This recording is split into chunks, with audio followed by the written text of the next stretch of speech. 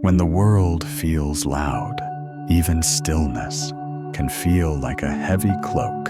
What if, for just a moment, you simply let go? Hello, dear friend, I'm Lucas.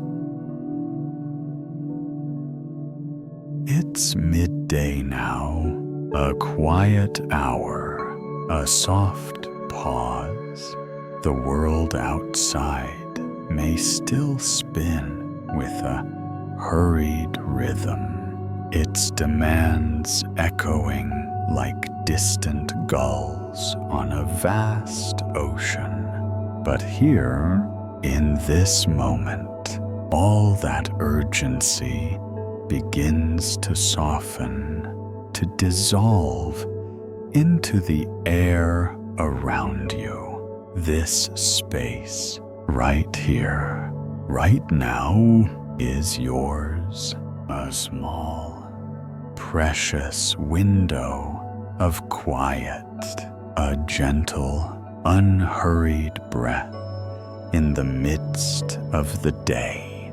You have arrived, and I am here, not to ask anything of you, but simply to help you return to the quiet anchor within you, to your own inner calm. So let your eyes fall closed, gently, as though soft petals are slowly unfurling in the warmth of the sun. Allow your body to sink effortlessly into the support beneath you, letting any lingering tension from the morning simply melt away like frost on a sunlit pane. And listen, just listen. Let this be a doorway to stillness. For there is a breath, a quiet, steady current that flows beneath all your thoughts, and there is a profound silence that exists beneath all the world's clamor. And within that silence, there is a strength, a resilient, unshakable core that is found only when we stop striving, stop pushing, and simply let ourselves be. Only when we stop trying so hard to be strong. The ancient Stoics understood this not merely as a philosophical concept, but as a living, breathing guide for navigating the tumultuous currents of life. They knew that true freedom, true peace, wasn't something granted by external circumstances, but something cultivated from within. Epictetus, a wise philosopher who once endured the physical chains of slavery, spoke of this with profound clarity. He taught, freedom is the only worthy goal in life. It is won by disregarding things that lie beyond our control. Think about that for a moment. A man whose very body was owned by another, yet in his mind he walked free. He understood that the deepest chains that bind us are not forged of iron or circumstance, but of our own attachments, our desperate need to control outcome, our frantic worries about the future, our stubborn clinging to what has already passed. And the key to unlocking these invisible chains lies not in fighting the external world, but in recognizing and mastering the landscape of your own mind. That key, dear listener, is in your hands right now, in this midday quiet.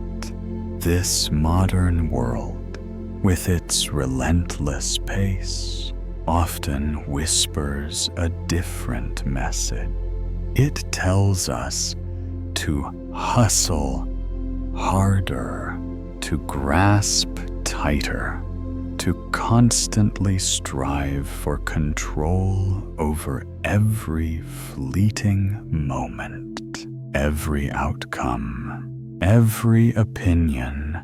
Our calendars overflow, our inboxes scream for attention, and even in moments of rest, our minds often continue to race, replaying old conversation, rehearsing future worries. We carry the invisible weight of 1,000 unmet expectations, feeling a subtle guilt if we're not constantly doing something, constantly productive.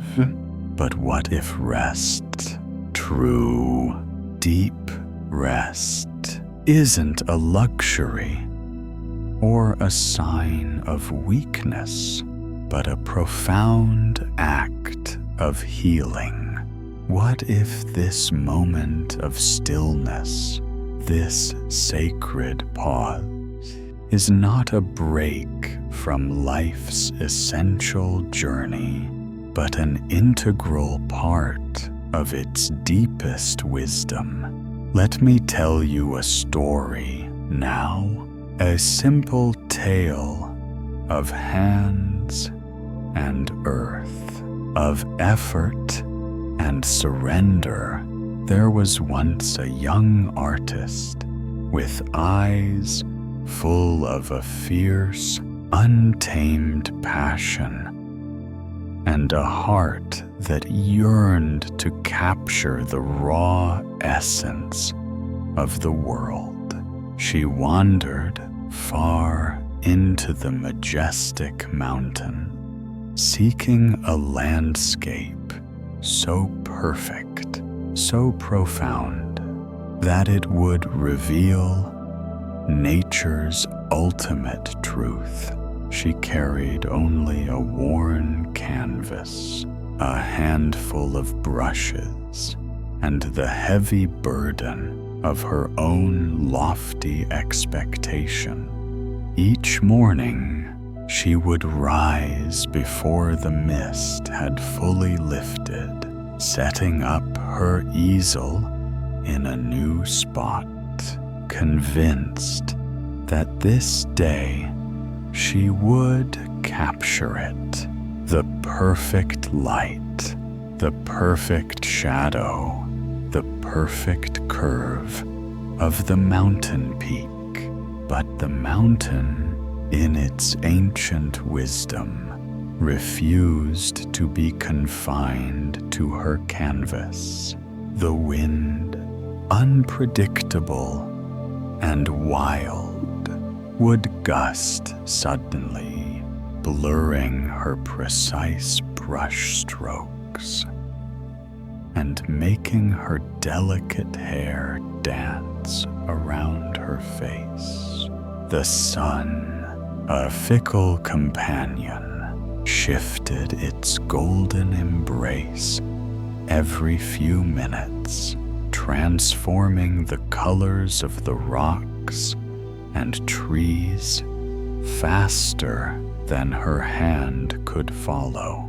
Clouds, like silent, ethereal giants, mists would sweep across the sky, casting fleeting shadows that defied her attempts to capture their fleeting form. She felt a growing frustration, a gnawing irritation. The more she tried to control the scene, to force it into her artistic vision, the more it seemed to elude her. Her strokes became rigid, her colors muddied, her spirit heavy with a sense of failure. She believed she was fighting against the mountain, against nature itself.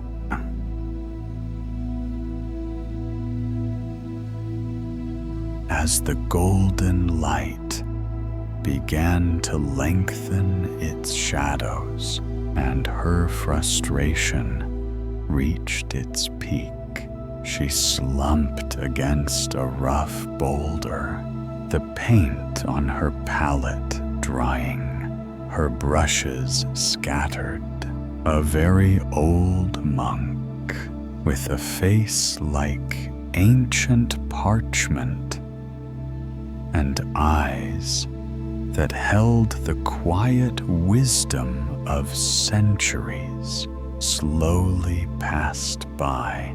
He paused, observing the young artist with a gentle smile that reached his eyes. He said nothing about her painting, nothing about her technique. He simply offered a truth, softly, like a leaf falling onto still water. "My child," he said, his voice a low, melodic hum. "You cannot paint the wind. You cannot capture the sun's fleeting dance, nor command the mountain to hold its breath for your brush. But you can become still enough to feel it, to let the wind breathe through you, to let the sun's warmth seep into your skin, to allow the vast silence of the mountain to fill your very being." The young artist, exhausted by her own striving, closed her eyes.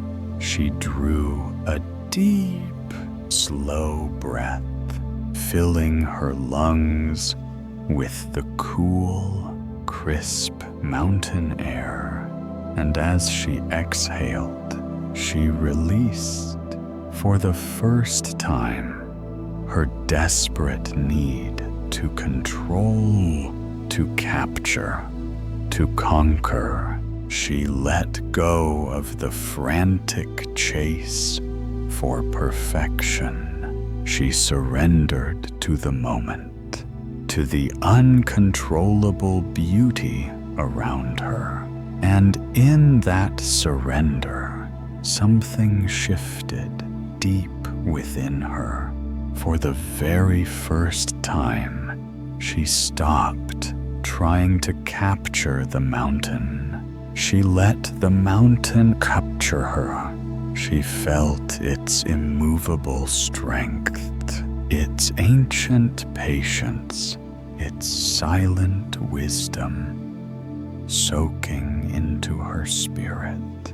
This, dear friend, is the profound secret the Stoics left us. It echoes in every quiet corner of their ancient texts. We do not conquer the world by force, nor do we master life by bending it to our unyielding will. Instead, we learn to understand it, to live in harmony with its immutable laws and its ever-changing rhythms. By cultivating stillness within ourselves, just as you are now, still, quiet, breathing. You don't need to hold the mountain in your grasp, to wrestle with its formidable presence. Instead, allow it to hold you. Let its ancient strength support you. Its timeless wisdom remind you of your own inherent resilience. Let this room, where you have chosen to rest, be your sacred refuge. Let each gentle, unforced breath be a profound act of release, of letting go of the invisible burdens you've carried. And let this midday nap become your tranquil return, a return to the quiet anchor of self, the place where true peace resides.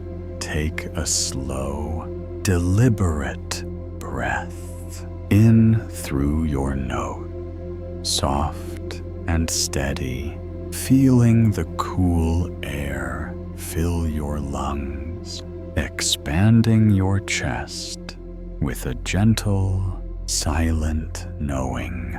Out through your mouth, like mist on still water, releasing anything that no longer serves you. Again and again, let each breath become smaller, quieter, deeper. You are not simply doing nothing. You are engaging in the most profound act of self-care. You are healing. There is no urgency here. In this sacred space, you've created no shame in allowing yourself to rest, no inherent virtue in constant exhaustion. There is only now, only this breath, rising and falling in its perfect, unhurried rhythm. Only this moment, with its quiet gola, illuminating the path back to your deepest self. I whisper now, as your eyes grow heavier, as your conscious mind begins to soften its grip. You are safe. You are here. You are whole. The world will wait for you. It always does. Let go. Fall into stillness. Chapter 2: The Garden of Presence. Your mind can feel like a battlefield, but what if it's a garden? Tonight, let its stillness find you. Breathe. Welcome back, dear friend. Or perhaps you never left. Perhaps you've simply been sinking deeper into stillness. This moment, too, belongs to you. There's no race, no pressure to sleep, only this breath, this gentle unraveling of tension. Let the light grow softer inside your body, inside your thoughts. The outside world may still be loud, but here, we are far from the noise. Now we step into the garden. The Stoics, those ancient masters of inner peace, knew this truth intimately. Marcus Aurelius, the philosopher emperor whose days were filled with the thunder of battles and the weight of an empire, found his deepest solace in this very concept. He wrote in the quiet wisdom of his own journal, "Nowhere can man find a quieter or more untroubled retreat than in his own soul." This wasn't a retreat found by physically escaping to secluded mountains, or by seeking refuge within the hallowed walls of temples, grand though they might be. No, this sacred garden, this untroubled sanctuary, exists in the stillness behind your eyes, in the deep silence that cradles each gentle breath you take. That garden, dear listener, is here.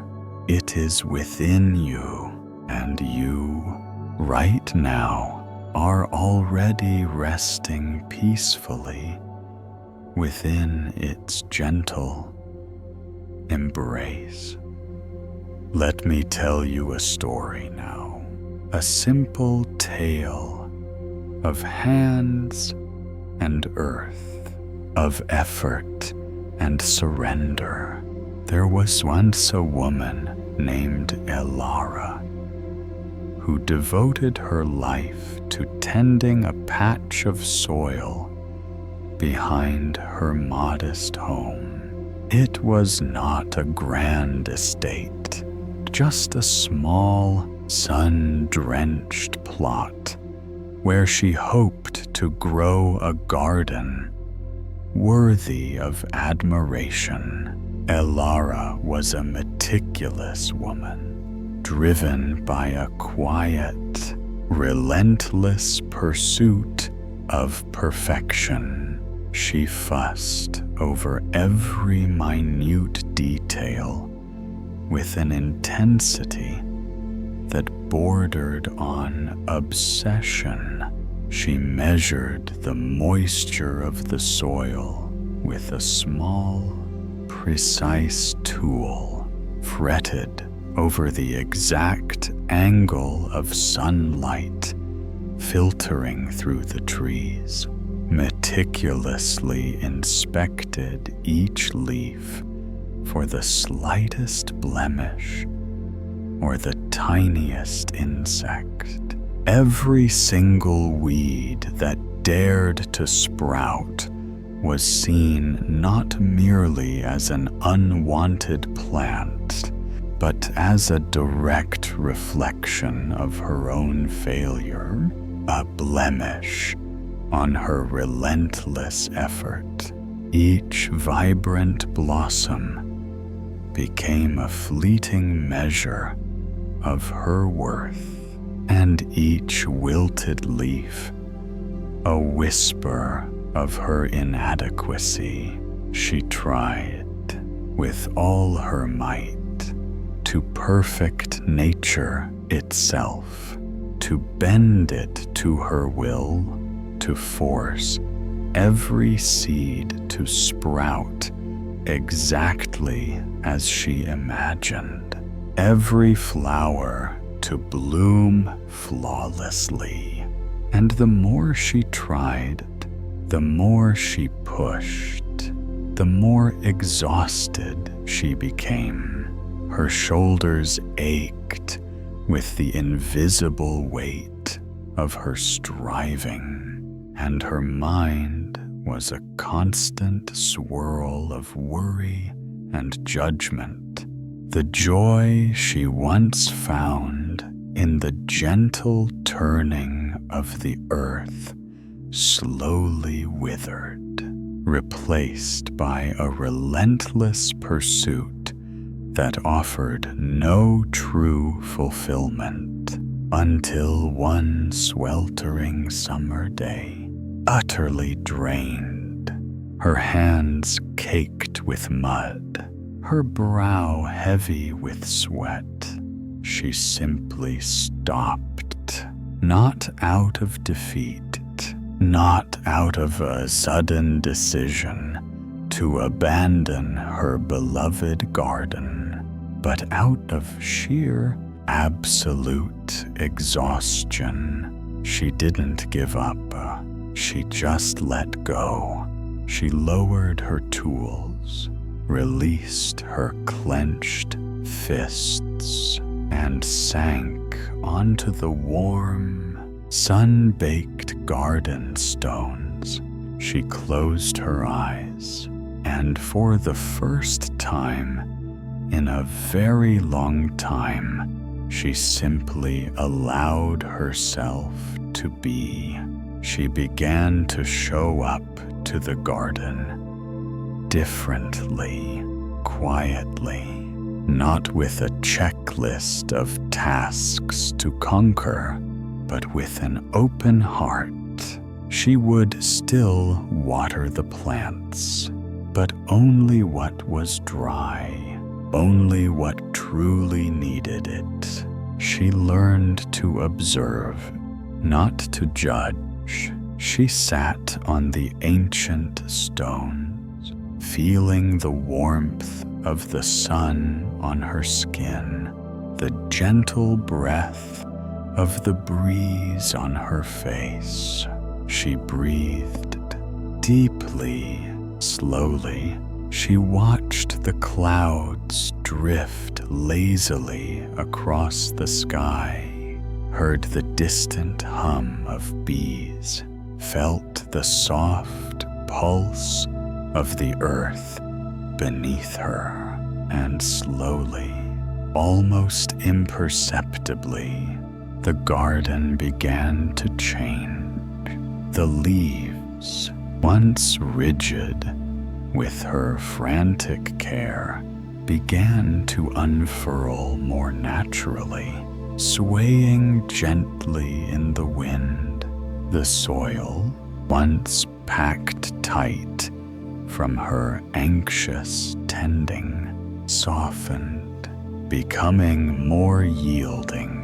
The unruly vines relaxed their desperate grip, spilling gracefully over the edges of the beds, and it was as if the garden had been waiting for her to stop controlling it, to stop trying to force its growth, so that it could finally bloom with her in effortless harmony, not against her.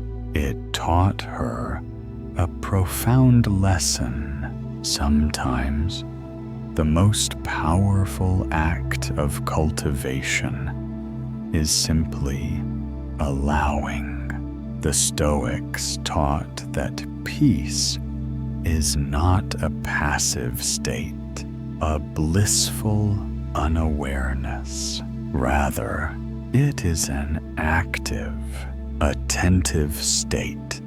It is not forceful, not aggressive, not about imposing your will upon the world, but it is deeply, profoundly aware, like Elara, the woman in the garden. You do not need to command this moment, to force it, to yield to your expectation. You only need to notice it. Simply observe. Notice the cool air gently entering your nose with each inhale, filling you with calm. Notice the profound stillness that lies beneath your ribs, beneath your beating heart, a quiet sanctuary, untouched by the day's chaos. Notice the subtle lightness, the delightful sense of weightlessness that begins to rise within you as you gently surrender your grip on worry, on striving, on the need to be on. You are not broken. You are not running late for anything important. You are not flawed. You are simply here, and in this here, in this precise moment, you are whole. Your mind, dear friend, is like a garden, but for many of us, for much of our lives, we tend to treat it more like a battlefield. We attack our thoughts, judging every fleeting impulse, every anxious whisper. We frantically try to pull out every weed of self-doubt or regret, exhausting ourselves in a relentless, unwinnable war for perfection and improvement. But what if you simply watched the clouds of your thoughts pass by without judgment, without attachment?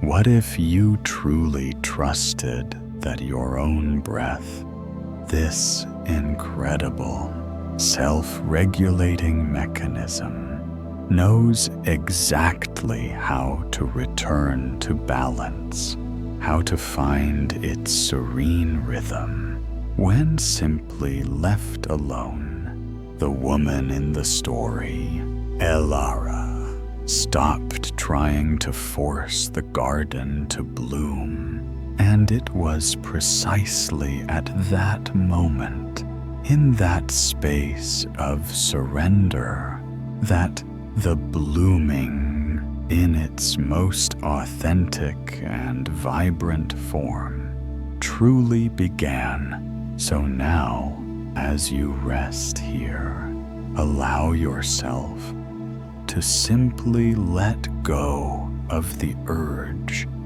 to change anything. Let go of the desperate effort to be calm. Instead, simply allow calmness to find you, to seep into every cell, every nerve, every corner of your being. Let your body become like the soft, fertile soil of that sunlit garden, yielding to the gentle touch of rest. Let your thoughts be like dragonflies, delicate and iridescent, hovering for a moment, then gracefully disappearing into the wide, open sky of your awareness. Let your breath be like the warm, life-giving rain, nourishing every part of you, without effort or striving. There is truly nothing to fix here, nothing to force, only a profound, effortless presence. I whisper now, as the gentle light of midday wraps around you, deeper than words. You are the garden. You are the stillness. You are the sunlight, warming your own skin, illuminating your own true self. And I am here, quietly, watching over your sacred rest. Let go, fall deeper, sleep safe. Chapter 3. The sky beneath you. You've carried too much. The world can wait. Tonight, discover the sky beneath your feet. Breathe. Let go. Welcome again, dear traveler, and welcome deeper still. You've journeyed far with me, not across vast distances of land, but into the profound depths of your own being, through the quiet currents of the doorway to stillness, to the gentle embrace of the garden of presence. You have allowed yourself to release, to be. And now, as the midday light gently softens into the long, stretching shadows of the afternoon, we arrive at the quietest part of this inner stream. Here, the very breath is shallow, almost a whisper, and the world outside no longer asks for your voice, your answers, or your striving. In this sacred space, you don't need to think, you don't need to decide, you don't need to solve. Here, you simply get to be. The Stoics, in their profound wisdom, often spoke of inner fortresses, not towering walls built of granite or iron, meant to repel external threats, but sanctuaries forged from stillness, from self-awareness, and from an unwavering acceptance of reality. Marcus Aurelius, the philosopher-emperor who navigated an empire fraught with wars and plagues, penned this timeless truth in the solitude of his meditations. Nowhere you can go is more peaceful, more free than within yourself. He understood that the truest place of rest, the deepest wellspring of tranquility, is not found by physically escaping the demands of the world, but by returning with intention and presence to yourself, to the quiet center beneath the ceaseless hum of daily life, the place within you that simply watches without judging, that knows without rushing to explain, the part of you that has always been whole, always complete, always at peace. Often, in our hurried modern lives, we mistake activity for progress and worry for preparation. We carry countless burdens, the unfinished tasks, the unspoken words, the what-ifs and the if-onlys, believing that by holding on to them tightly, we somehow maintain control. But as Seneca, another towering figure of Stoic thought, wisely observed, we suffer more in imagination than in reality.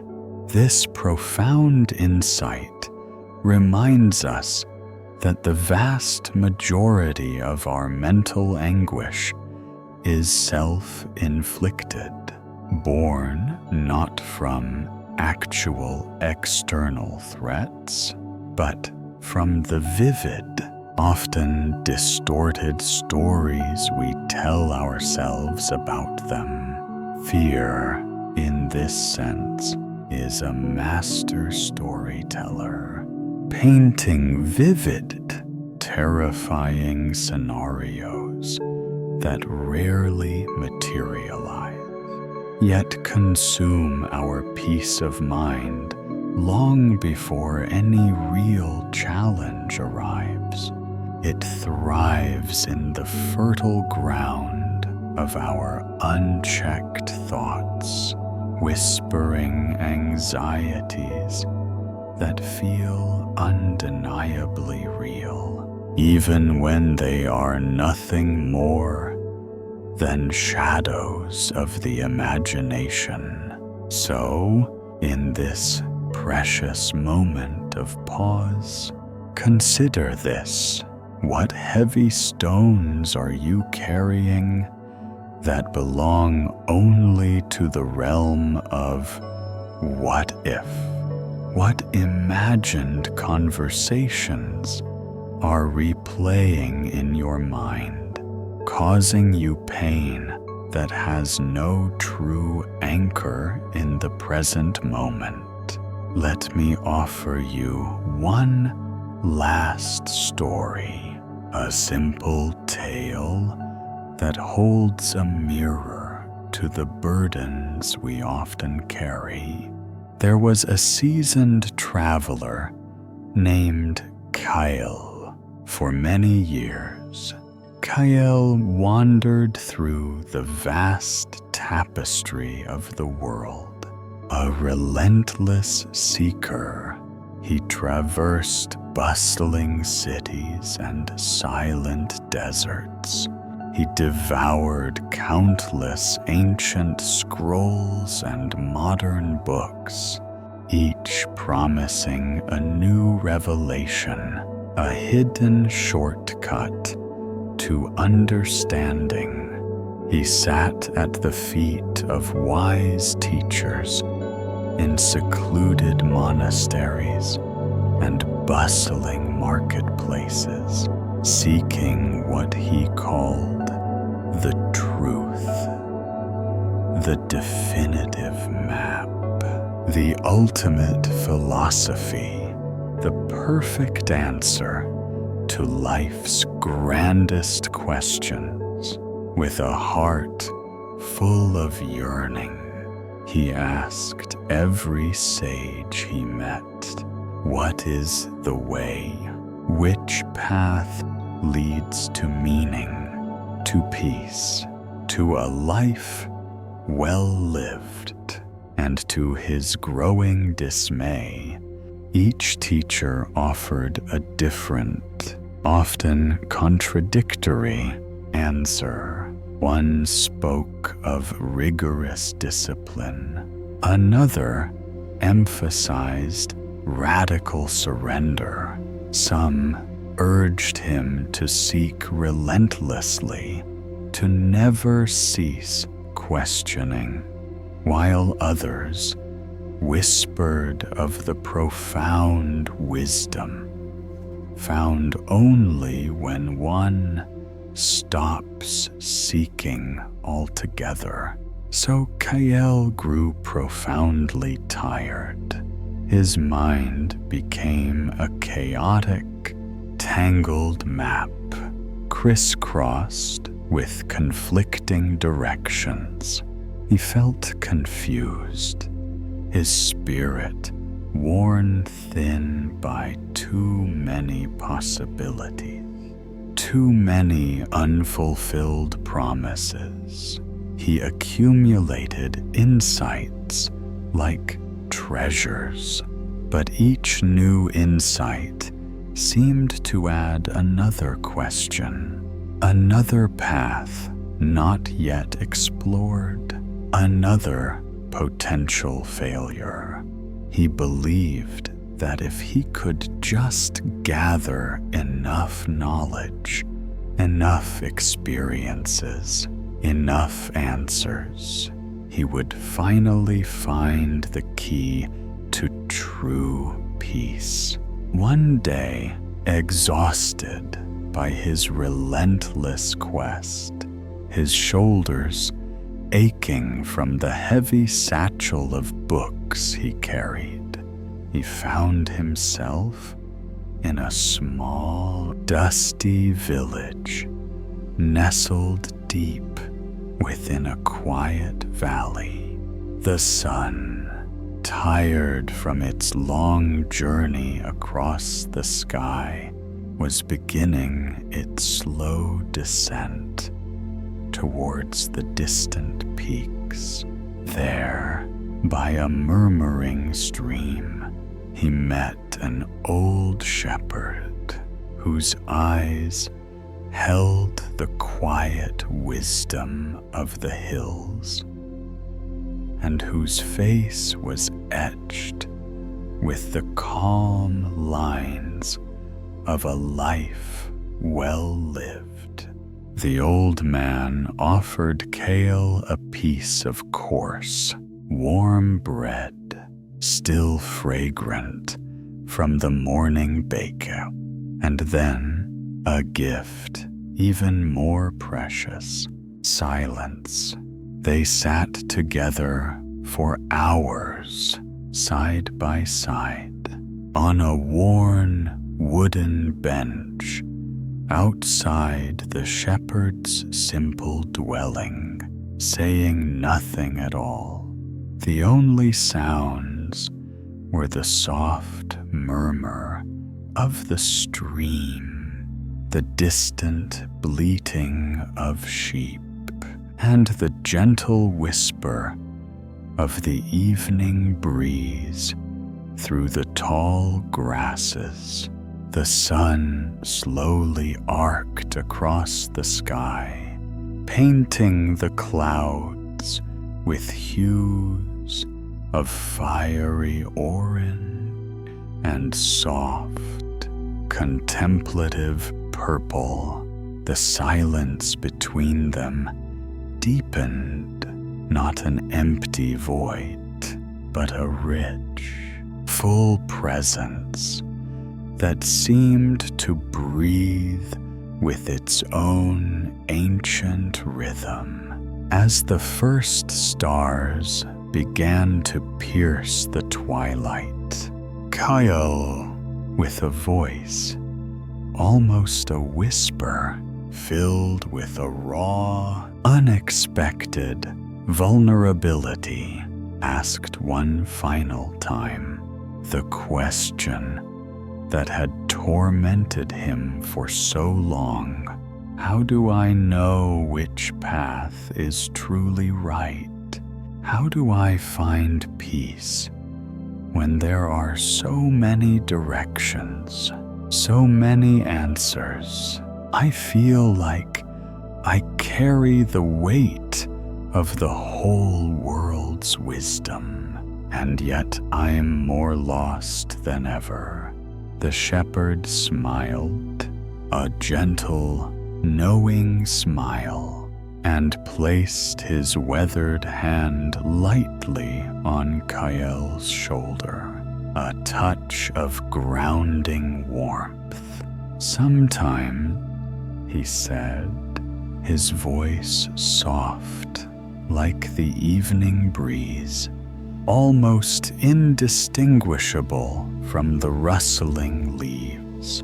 "The map is drawn after the journey, and sometime the greatest burden is the one you believe keeps you safe.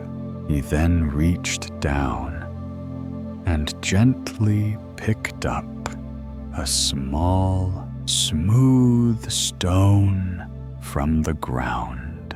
"This stone," he murmured, "it is heavy, yes, but it also tells a story. It has seen many seasons, many journeys. You pick it up, believing it holds a truth you need. But when your hand grows weary and your back aches, you realize it is just a stone. Its weight is real, but its purpose is yours to give or to release." That night, Kyle didn't resume his restless walk. He lay down beneath the vast, open sky, the silent stars twinkling above him like 1,000 tiny possibilities. He looked up, and for the very first time, he felt that the stars weren't pointing anywhere specific. They weren't commanding him to follow a predetermined course. They were simply shining. And in that profound simplicity, in that deep acceptance of the present moment, he understood. The destination wasn't the point. The frantic search for the path wasn't the purpose. Presence was being fully here, fully alive in this very moment was the only true journey. He reached for his satchel, its familiar weight, a constant companion. Slowly, deliberately, he began to empty it, not discarding the books or maps, but releasing the need to carry them constantly, to understand everything. Before he took another step, he laid them gently beside him, under the watchful gaze of the stars, the heavy satchel of books, the endless questions, the need for the definitive answer. They were the stones he had carried, mistakenly believing they held the key to his peace. He realized that peace wasn't found in collecting more answers, but in releasing the burden of needing to know everything. As he lay there, unburdened, the night air felt lighter. His breath flowed more freely, and for the first time in many years, he truly rested. So, dear one, perhaps you, too, have been walking a long time, carrying stones in your own invisible satchel. Maybe your mind has been burdened with questions, with unyielding efforts to map out every step, even as your body aches for a moment of quiet rest. Perhaps you've been trying tirelessly to figure it all out, your purpose, your next big step, the ultimate meaning of your existence. But what if today, in this sacred midday pause is not for solving? What if it's a precious invitation for surrender? What if this done silence, this gentle, effortless release of control is the way? What if the peace you seek isn't ahead, but right here beneath the perceived weight of your worries, like the boundless sky that holds everything yet is touched by nothing? The Stoics, in their profound practicality, did not believe in a predetermined, unchangeable fate that made human effort meaningless.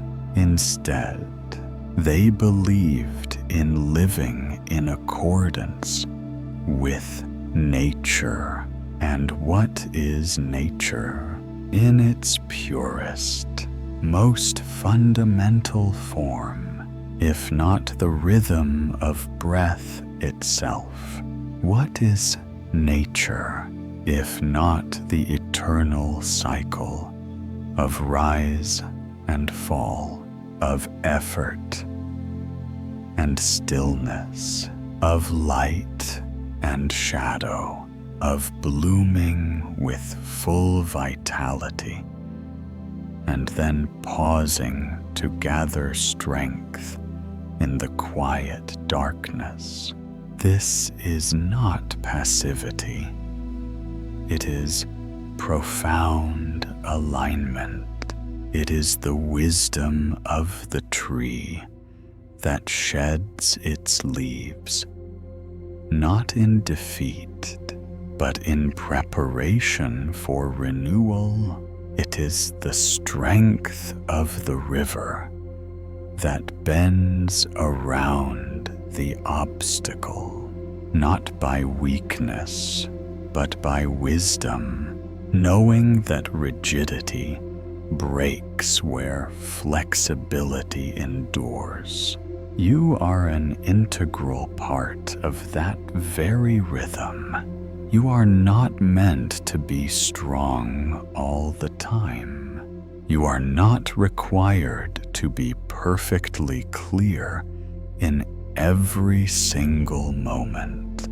You only have to show up fully, authentically to yourself, to this breath flowing effortlessly within you, to this present moment cradling you in its stillness, to this small, vast sky that lives beneath your ribs, reflecting the universe within. The worries, the thoughts, the old stories, they are merely clouds passing through your boundless inner sky. You are not the clouds. You are the sky itself, untouched, unburdened. I whisper now, as your eyes grow heavier, as your conscious mind settles into deeper, more restorative sleep. You are action. You are virtue. You are peace in purpose. Let hesitation fade. Your soul is impactful. Fall into profound efficacy.